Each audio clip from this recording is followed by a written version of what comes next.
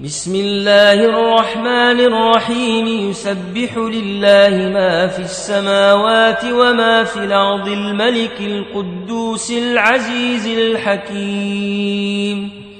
هو الذي بعث في الأميين رسولا منهم يتلو عليهم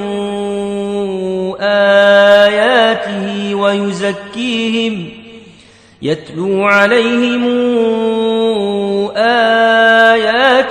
ويزكيهم ويعلمهم الكتاب والحكمة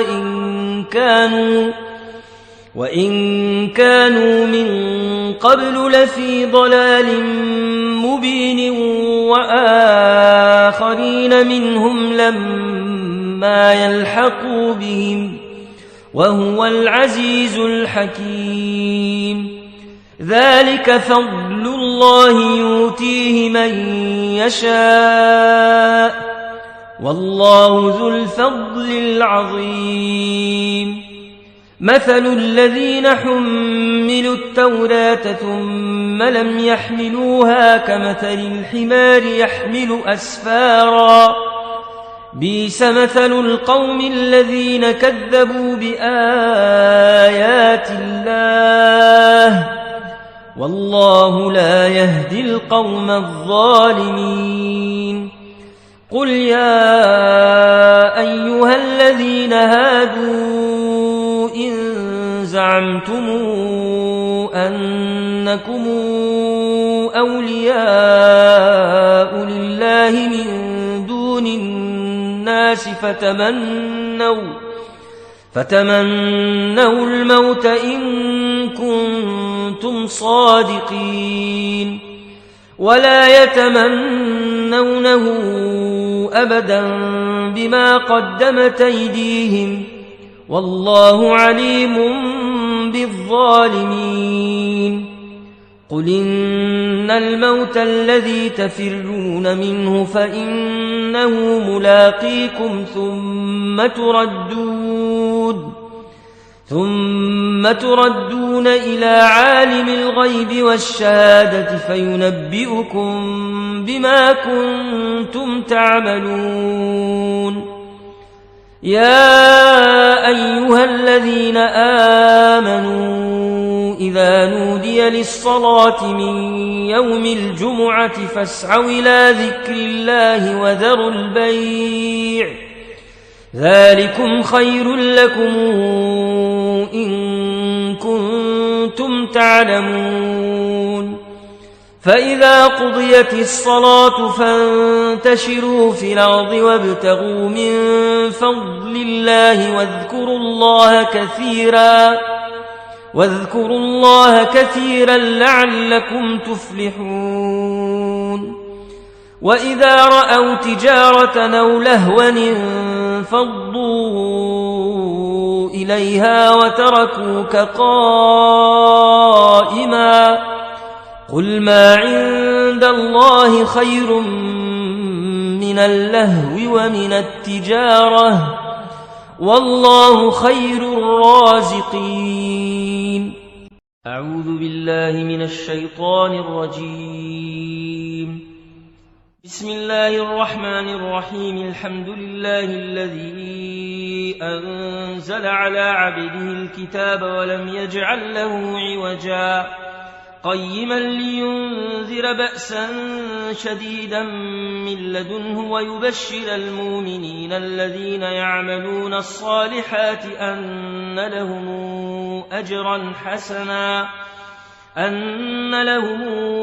أجرا حسنا ماكثين فيه أبدا وينذر الذين قالوا اتخذ الله ولدا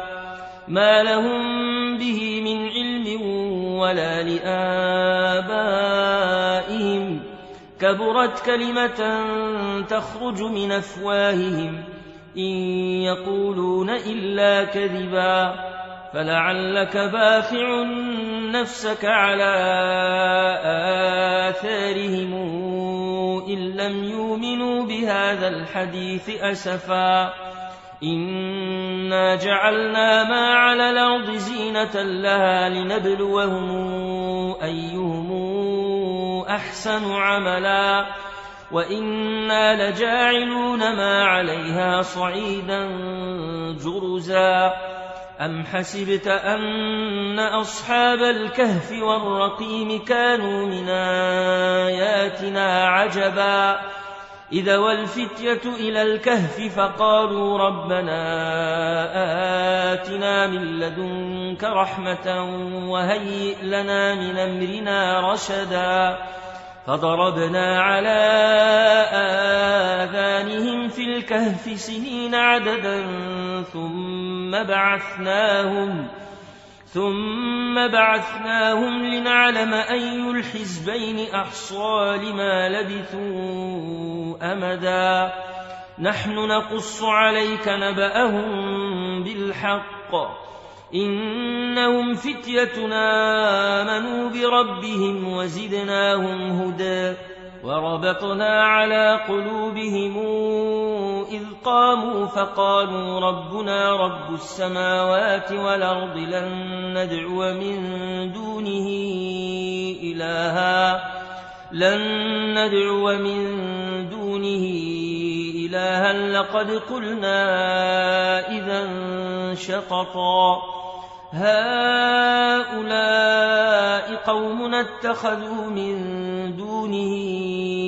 آلهة لولا ياتون عليهم بسلطان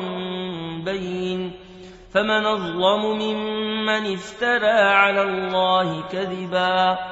وإذ اعتزلتموهم وما يعبدون إلا الله فأووا إلى الكهف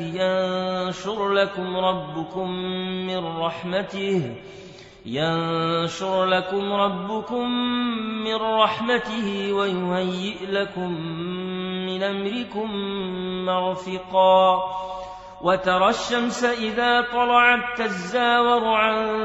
كهفهم ذات اليمين وإذا غربت تقرضهم ذات الشمال وهم في فجوة منه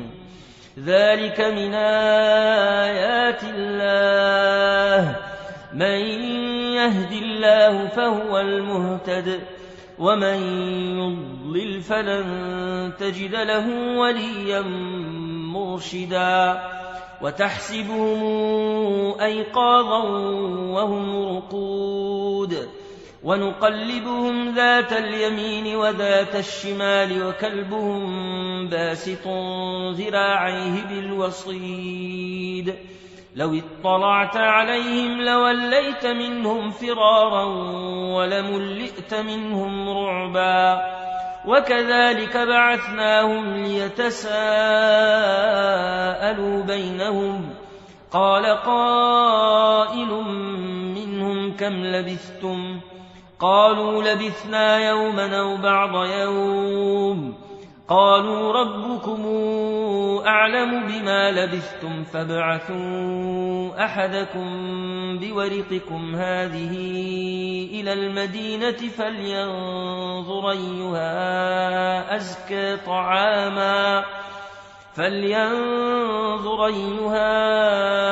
أزكى طعاما فلياتكم برزق منه وليتلطف ولا يشعرن بكم أحدا إنهم إن يظهروا عليكم يرجموكم أو يعيدوكم في ملتهم ولن تفلحوا إذا أبدا وكذلك أعثرنا عليهم ليعلموا أن وعد الله حق وأن الساعة لا ريب فيها إذ يتنازعون بينهم أمرهم فقالوا ابنوا عليهم بنيانا ربهم أعلم بهم قال الذين غلبوا على أمرهم لنتخذن عليهم مسجدا سيقولون ثلاثة رابعهم كلبهم ويقولون خمسة سادسهم كلبهم رجما بالغيب ويقولون سبعة وثامنهم كلبهم قل ربي أعلم بعدتهم ما يعلمهم إلا قليل فلا تمار فيهم إلا مراء ظاهرا ولا تستفت فيهم منهم أحدا ولا تقولن لشيء إني فاعل ذلك غدا إلا أن يشاء الله واذكر ربك إذا نسيت وقل عسى أن يهديني ربي لأقرب من هذا رشدا ولبثوا في كهفهم 300 سنين وازدادوا 9 قل الله أعلم بما لبثوا له غيب السماوات والأرض أبصر به وأسمع ما لهم من دونه من ولي ولا يشرك في حكمه أحدا واتل ما أوحي إليك من كتاب ربك لا مبدل لكلماته ولن تجد من دونه ملتحدا واصبر نفسك مع الذين يدعون ربهم بالغداة والعشي يريدون وجهه ولا تعد عيناك عنهم تريد زينة الحياة الدنيا ولا تطع من أغفلنا قلبه عن ذكرنا واتبع هواه وكان أمره فرطا وقل الحق من ربكم فمن شاء فليؤمن ومن شاء فليكفر إنا أعتدنا للظالمين نارا حاط بهم سرادقها وإن يستغيثوا يغاثوا بماء كالمهل يشوي الوجوه بئس الشراب وساءت مرتفقا إن الذين آمنوا وعملوا الصالحات إنا لا نضيع أجر من أحسن عملا أولئك لهم جنات عدن تجري من تحتهم الأنهار يحلون فيها من أساور من ذهب ويلبسون ثيابا خضرا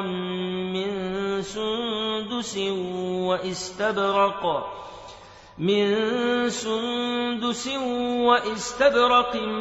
متكئين فيها على الأرائك نعم الثواب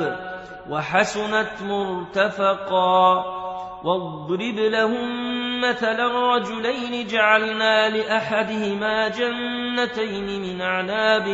وحففناهما بنخل وجعلنا بينهما زرعا كلتا الجنتين آتت أكلها ولم تظلم منه شيئا وفجرنا خلالهما نهرا وكان له ثمر فقال لصاحبه وهو يحاوره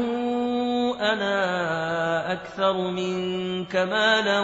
وأعز نفرا ودخل جنته وهو ظالم لنفسه قال ما أظن أن تبيد هذه أبدا وما أظن الساعة قائمة ولئن رددت إلى ربي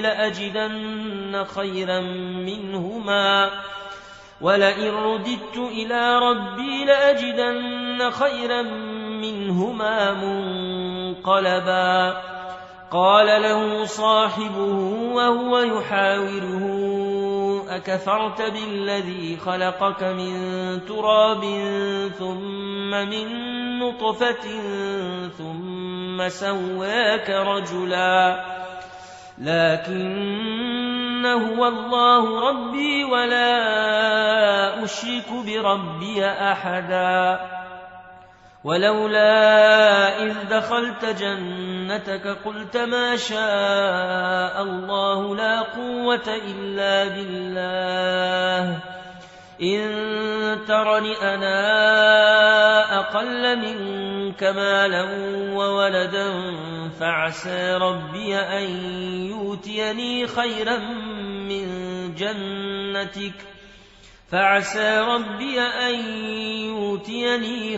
من جنتك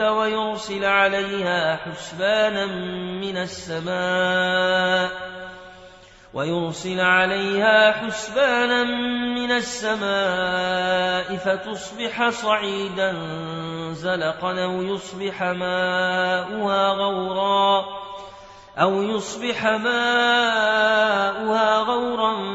فلن تستطيع له طلبا وأحيط بثمره فأصبح يقلب كفيه على ما أنفق فيها وهي خاوية على عروشها ويقول يا ليتني لمشرك بربي أحدا ولم تكن له فئة ينصرونه من دون الله وما كان منتصرا هنالك الولاية لله الحق هو خير ثوابا وخير عقبا واضرب لهم مثل الحياة الدنيا كماء أنزلناه من السماء فاختلط به نبات الأرض فأصبح هشيما تذروه الرياح وكان الله على كل شيء مقتدرا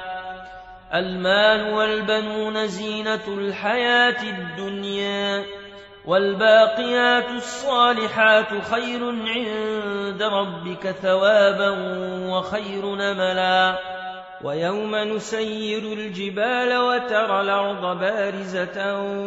وحشرناهم فلم نغادر منهم أحدا وعرضوا على ربك صفا لقد جئتمونا كما خلقناكم أول مرة بل زعمتم أن لن نجعل لكم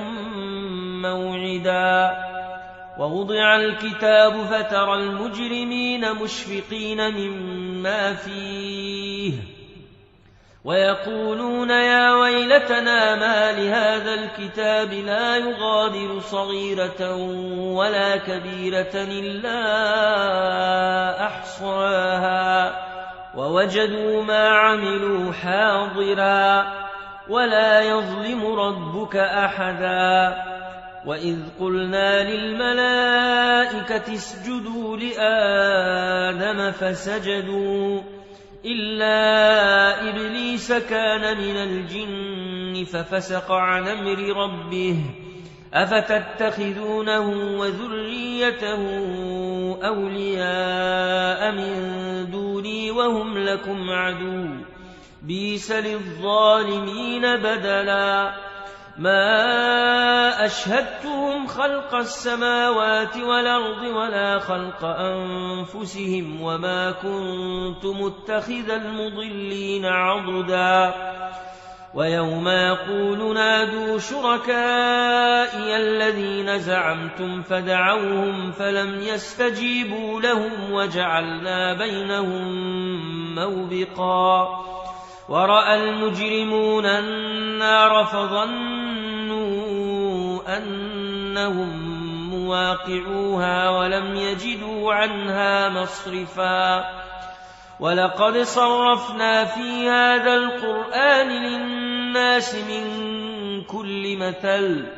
وكان الإنسان أكثر شيء جدلا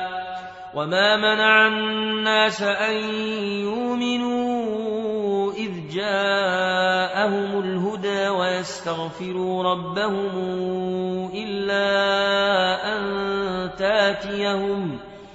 إلا أن تاتيهم سنة الأولين أو ياتيهم العذاب قبلا وما نرسل المرسلين إلا مبشرين ومنذرين ويجادل الذين كفروا بالباطل ليدحضوا به الحق واتخذوا آياتي وما أنذروا هزؤا ومن أظلم ممن ذكر بآيات ربه فأعرض عنها ونسي ما قدمت يداه إنا جعلنا على قلوبهم أكنة أن يفقهوه وفي آذانهم وقرا وإن تدعهم إلى الهدى فلن يهتدوا إذن أبدا وربك الغفور ذو الرحمة لو يواخذهم بما كسبوا لعجل لهم العذاب بل لهم موعد لن يجدوا من دونه موئلا وتلك القرى أهلكناهم لما ظلموا وجعلنا لمهلكهم موعدا وإذ قال موسى لفتاه لا أبرح حتى أبلغ مجمع البحرين أو أمضي حقبا فلما بلغا مجمع بينهما نسيا حوتهما فاتخذ سبيله في البحر سربا فلما جاوزا قال لفتاه آتنا غداءنا لقد لقينا من سفرنا هذا نصبا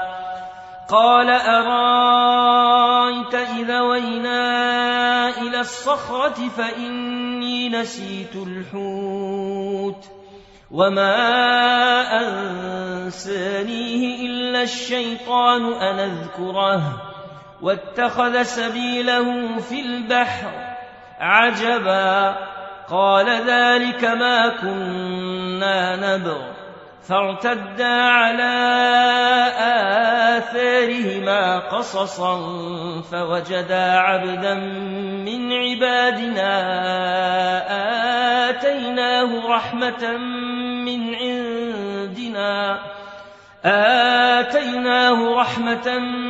عندنا وعلمناه من لدنا علما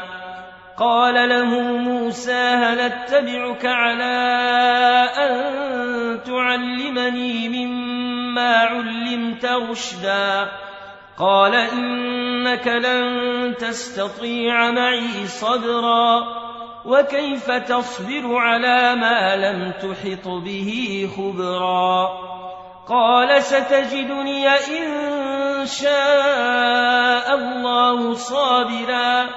ولا أعصي لك أمرا قال فإن اتبعتني فلا تسألني عن شيء حتى أحدث لك منه ذكرا فانطلقا حتى إذا ركبا في السفينة خرقها قال أخرقتها لتغرق أهلها لقد جئت شيئا إمرا قال ألم قل إنك لن تستطيع معي صبرا قال لا تواخذني بما نسيت ولا ترهقني من أمري عسرا فانطلقا حتى إذا لقيا غلاما فقتله قال أقتلت نفسا زاكية بغير نفس لقد جئت شيئا نكرا قال ألم قل لك إنك لن تستطيع معي صبرا قال إن سألتك عن شيء بعدها فلا تصاحبني قد بلغت من لدني عذرا فانطلقا حتى إذا أتيا أهل قرية استطعما أهلها فأبوا يضيفوهما فوجدا فيها جدارا يريد أن ينقض فأقامه قال لو شئت لاتخذت عليه أجرا قال هذا فراق بيني وبينك سأنبئك بتاويل ما لم تستطع عليه صبرا أما السفينة فكانت لمساكين يعملون في البحر فأردت أن أعيبها وكان وراءهم ملك يأخذ كل سفينة غصبا وأما الغلام فكان أبواه مؤمنين فخشينا أن يرهقهما طغيانا وكفرا فأردنا أن يبدلهما ربهما خيرا منه زكاة وأقرب رحما وأما الجدار فكان لغلامين يتيمين في المدينة وكان تحته كنز لهما وكان أبوهما صالحا فأراد ربك أن يبلغا أشدهما ويستخرجا كنزهما رحمة من ربك وما فعلته عن أمري ذلك تاويل ما لم تسطع عليه صبرا ويسألونك عن ذي القرنين قل سأتلو عليكم منه ذكرا إنا مكنا له في الأرض وآتيناه من كل شيء سببا فاتبع سببا حتى إذا بلغ مغرب الشمس وجدها تغرب في عين حمئة ووجد عندها قوما قلنا يا ذا القرنين إما أن تعذب وإما أن تتخذ فيهم حسنا قال أما من ظلم فسوف نعذبه ثم يرد إلى ربه فيعذبه عذابا نكرا وأما من آمن وعمل صالحا فله جزاء الحسنى وسنقول له من أمرنا يسرا ثم اتبع سببا حتى إذا بلغ مطلع الشمس وجدها تطلع على قوم لم نجعل لهم من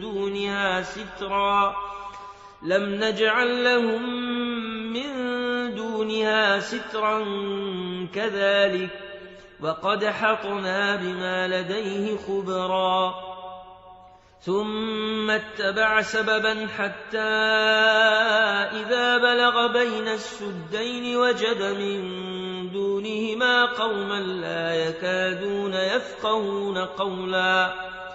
قالوا يا ذا القرنين إن ياجوج وماجوج مفسدون في الأرض فهل نجعل لك خرجا على أن تجعل بيننا وبينهم سدا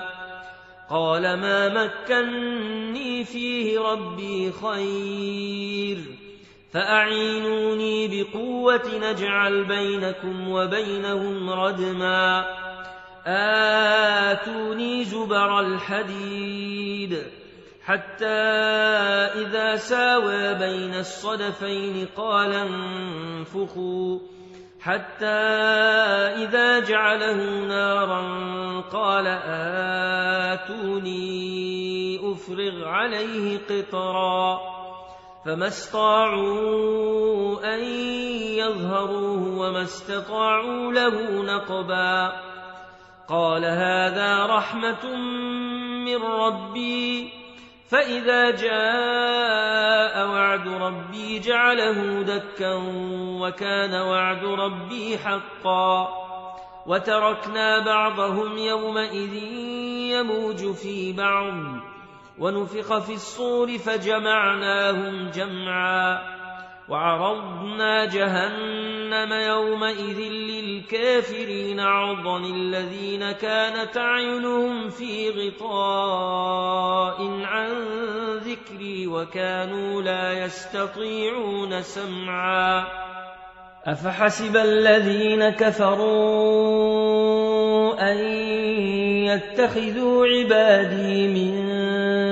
دوني أولياء إنا أعتدنا جهنم للكافرين نزلا قل هل ننبئكم بالأخسرين أعمالا الذين ضل سعيهم في الحياة الدنيا وهم يحسبون أنهم يحسنون صنعا أولئك الذين كفروا بآيات ربهم ولقائه فحبطت أعمالهم فلا نقيم لهم يوم القيامة وزنا ذلك جزاؤهم جهنم بما كفروا واتخذوا آياتي ورسلي هزؤا إن الذين آمنوا وعملوا الصالحات كانت لهم جنات الفردوس نزلا خالدين فيها لا يبغون عنها حولا قل لو كان البحر مدادا لكلمات ربي لنفد البحر قبل أن تنفد كلمات ربي ولو جئنا بمثله مددا قل إنما أنا بشر مثلكم يوحى إلي أنما إلهكم إله واحد فمن كان يرجو لقاء ربه فليعمل عملا صالحا ولا يشرك بعبادة ربه أحدا